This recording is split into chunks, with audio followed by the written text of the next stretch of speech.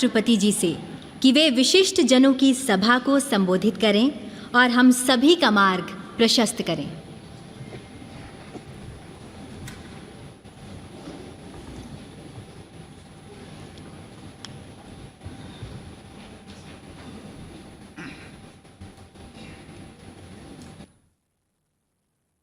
राष्ट्रपति श्री एम वेंकैया नायडू जी, प्रधानमंत्री श्री नरेंद्र मोदी जी, लोकसभा के अध्यक्ष श्री ओम बिरला जी, राज्यसभा के उपसभापति श्री हरिवंश जी, सभी सम्मानित सांसदगण, विशिष्ट अतिथिगण, देवी और सज्जनों, आज आप सबसे जब मैं विदा ले रहा हूँ तो मेरे हृदय में अनेक पुरानी स्मृतियाँ उमड़ रही हैं। इसी परिसर में, जिसे सामान्यतया सेंट्रल हॉल के रूप में जाना जाता है, बरसों तक एक सांसद के रूप में मैंने ना जाने कितने सहयोगी सांसदों के साथ यादगार पल बिताए। 5 साल पहले इसी सेंट्रल हॉल में मैंने राष्ट्रपति के पद की शपथ ली थी। सांसद होने के नाते आप सभी का इस लोकतंत्र के मंदिर में एक प्रतिष्ठित स्थान है और मेरे हृदय में भी आप सबके लिए एक विशेष स्थान है और सदैव बना रहेगा।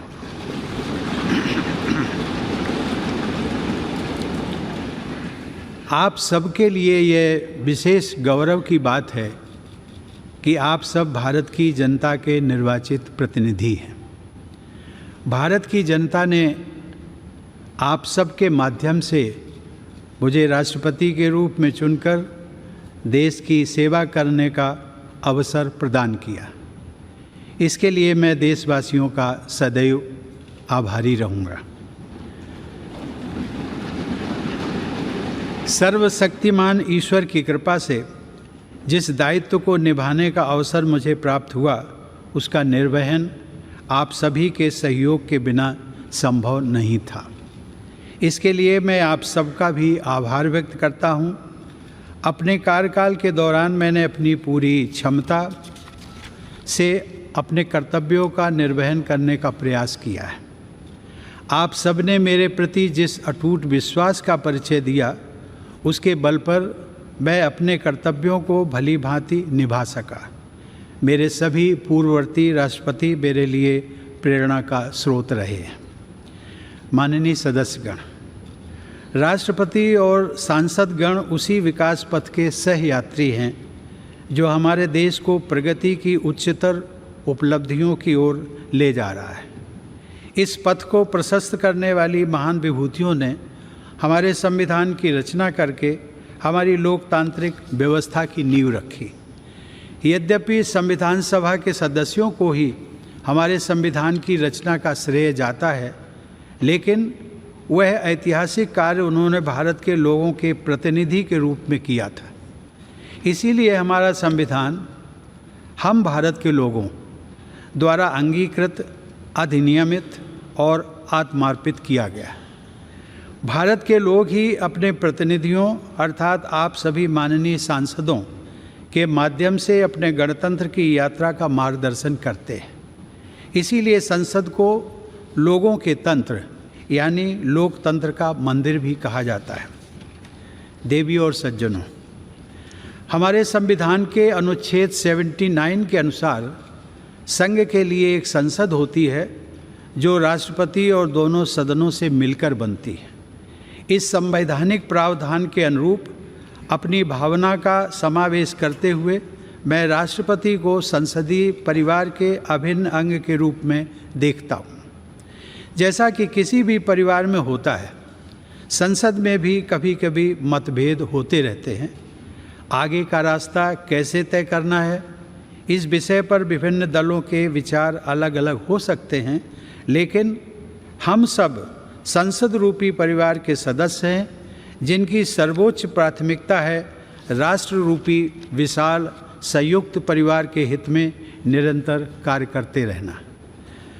राजनीतिक प्रक्रियाएं राजनीतिक दलों के अपने तंत्रों के माध्यम से संचालित होती हैं, लेकिन पार्टियों को दलगत राजनीति से ऊपर उठना चाहिए और राष्ट्र सर्वोपरि की भावना से यह विचार करना चाहिए कि देशवासियों के विकास और कल्याण के लिए कौन कौन से कार्य आवश्यक हैं।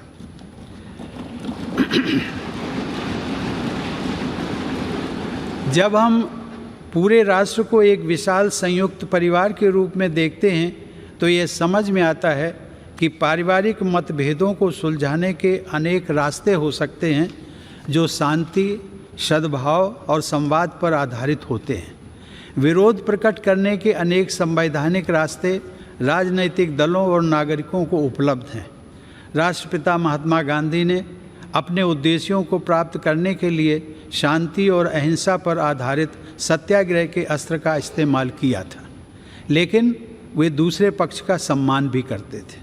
हमारे नागरिकों को अपनी मांगों के लिए दबाव बनाने का तथा विरोध करने का संवैधानिक अधिकार उपलब्ध है, लेकिन मेरे विचार से इस अधिकार का प्रयोग हमेशा गांधीवादी तौर तरीकों के अनुरूप शांतिपूर्ण ढंग से ही किया जाना चाहिए। माननीय सदस्यगण, मेरे कार्यकाल के दौरान 2 अत्यंत महत्वपूर्ण ऐतिहासिक आयोजन किए गए। राष्ट्रपिता महात्मा गांधी की 150वीं जयंती के उपलक्ष्य में अनेक यादगार समारोह पूरे देश में आयोजित किए गए। इस संदर्भ में मैं स्वच्छ भारत अभियान की परिवर्तनकारी उपलब्धियों का उल्लेख करना चाहूँगा। यह कहा जा सकता है कि स्वच्छता का यह राष्ट्रीय अभियान सरकार और देशवासियों की ओर से महात्मा गांधी के प्रति सच्ची श्रद्धांजलि रहा है। दूसरे ऐतिहासिक आयोजन के रूप में भारत की स्वाधीनता के 75 वर्ष पूरे होने के उपलक्ष्य में देशवासियों द्वारा आज़ादी का अमृत महोत्सव उत्साहपूर्वक मनाया जा रहा है। मैं इन दोनों ऐतिहासिक अवसरों से जुड़े अत्यंत प्रभावशाली आयोजनों के लिए देश की जनता व सरकार को बधाई देता हूँ। इन कार्यक्रमों में युवाओं से लेकर वयोवृद्ध नागरिकों तक सभी के द्वारा समान उत्साह के साथ भागीदारी और देश के गौरवशाली इतिहास से उनके जुड़ाव को देखकर मुझे हार्दिक प्रसन्नता हुई है। माननीय सदस्यगण, वर्ष 2020 में देखते देखते हमारी दुनिया बदल गई।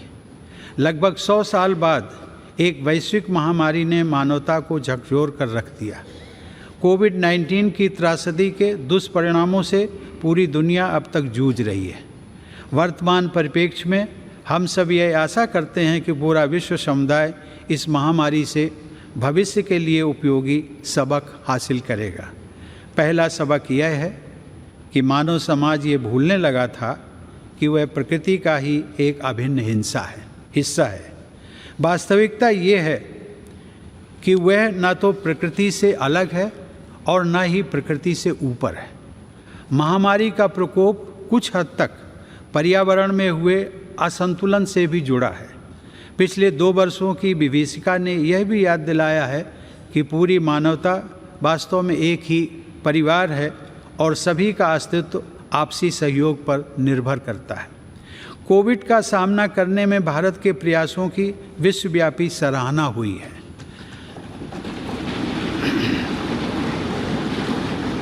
सबके प्रयास से हमने केवल 18 महीने में ही 200 करोड़ वैक्सीन लगाने का लक्ष्य प्राप्त किया है। कोरोना काल में हमने 80 करोड़ लोगों को मुफ्त राशन भी पहुंचाया। यदि हम अपनी नीतियों के निर्धारण में इस वैश्विक महामारी से प्राप्त शिक्षाओं को अपनाते हैं तो मुझे लगता है कि भविष्य में किसी गंभीर आपदा के आने पर उसका सामना हम अधिक दक्षता और आत्मविश्वास के साथ कर सकेंगे। जलवायु परिवर्तन अब वाद विवाद का विषय नहीं रह गया है, बल्कि इसके परिणाम हमारे जीवन को सीधे सीधे प्रभावित करने लगे हैं। प्रकृति के प्रति सम्मान का भाव तथा मानवता की साझा नियति में विश्वास पर्यावरण की रक्षा करने में हमारी मदद कर सकता है। इस संदर्भ में ग्लोबल क्लाइमेट एक्शन में भारत की अग्रणी भूमिका तथा ऊर्जा के वैकल्पिक स्रोतों को बढ़ावा देने की पहल विशेष रूप से सराहनीय है।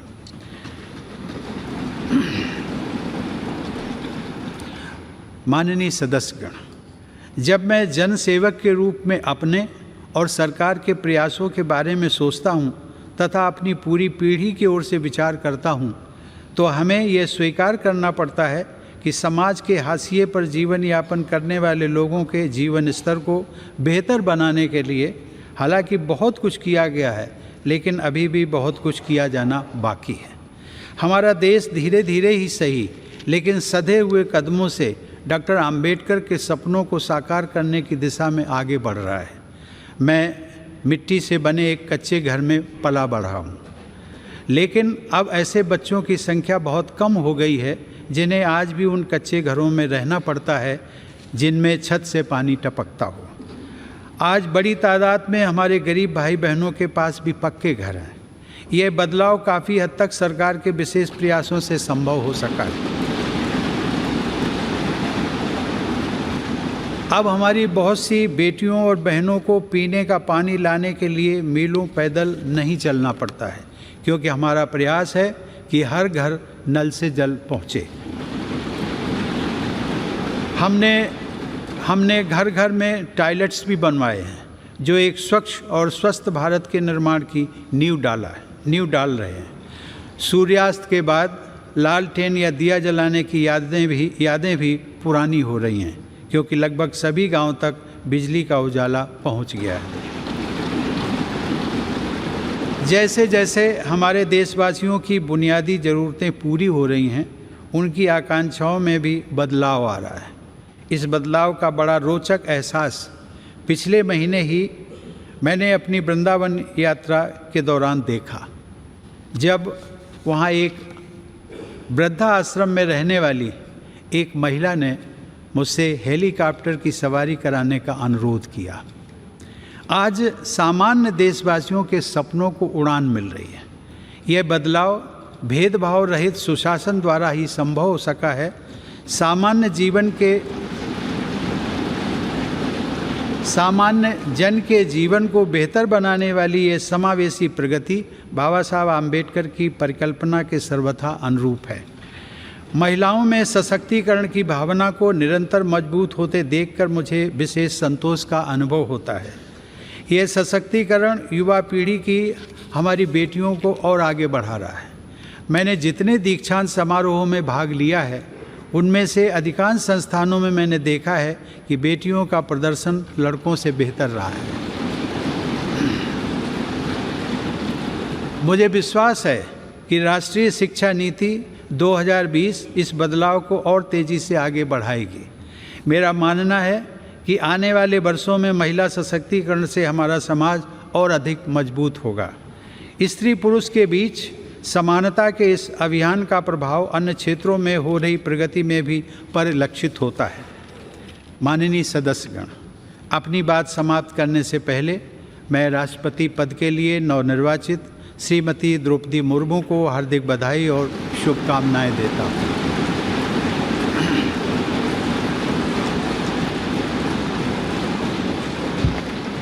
सर्वोच्च संवैधानिक पद पर उनका चुनाव महिला सशक्तिकरण को बढ़ाने के साथ साथ समाज के संघर्षशील लोगों में महत्वाकांक्षा का संचार करने वाला है।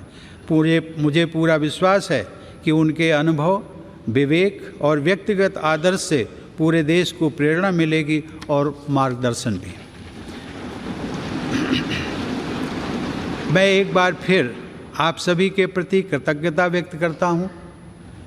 आप सबके साथ काम करने का मेरा अनुभव अविस्मरणीय रहा है। आप सबने संसद के अंदर और बाहर देश की जनता के हित से जुड़े अनेक कार्य किए हैं। इसके लिए मैं आप सबको साधुवाद देता हूँ। अपने कार्यकाल के दौरान मैंने आप सबके साथ विभिन्न आयोजनों में विचारों का आदान प्रदान किया है। मैं समय समय पर सांसदों के तथा अन्य क्षेत्रों में कार्यरत लोगों के अनेक प्रतिनिधि मंडलों से भी मुलाकात करता रहा हूँ। राष्ट्रपति के पद को आप सब ने जिस प्रकार निरंतर सम्मान दिया है, उसकी मैं सराहना करता हूँ। इस दौरान मुझे प्रधानमंत्री श्री नरेंद्र मोदी जी व उनके मंत्रिमंडल के सदस्यों के साथ काम करने का भी अवसर मिला है। उन सब ने मुझे जो विशेष सम्मान दिया है उसके लिए मैं उन सभी को धन्यवाद देता हूँ। मैं उपराष्ट्रपति जी श्री एम वेंकैया नायडू को उनके सतत सहयोग के लिए धन्यवाद देता हूँ। वेंकैया जी ने राज्यसभा के सभापति के रूप में और ओम बिरला जी ने लोकसभा के अध्यक्ष के रूप में जिस तरह संसद के कार्यकलापों को संचालित किया है तथा देश की महान संसदीय परंपराओं को आगे बढ़ाया है, उसके लिए आप दोनों बधाई और सराहना के पात्र हैं।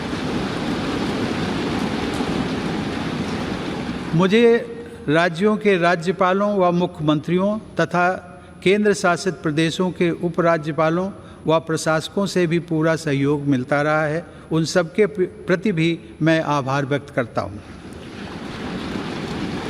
मुझे विश्वास है कि आप सभी सांसदगण हमारे सभी देशवासियों, विशेष रूप से जो विकास यात्रा में पीछे रह गए हैं, उनकी सेवा करने के लिए हर संभव प्रयास करते रहेंगे। साथ ही आप सब हमारे महान संविधान के अनुरूप सर्वोच्च लोकतांत्रिक परंपराओं को और भी मजबूत बनाएंगे। मेरी शुभकामना है कि आप सब समाज व राष्ट्र को और अधिक मजबूत बनाने के अपने प्रयासों में सफलता प्राप्त करें। धन्यवाद। जय हिंद।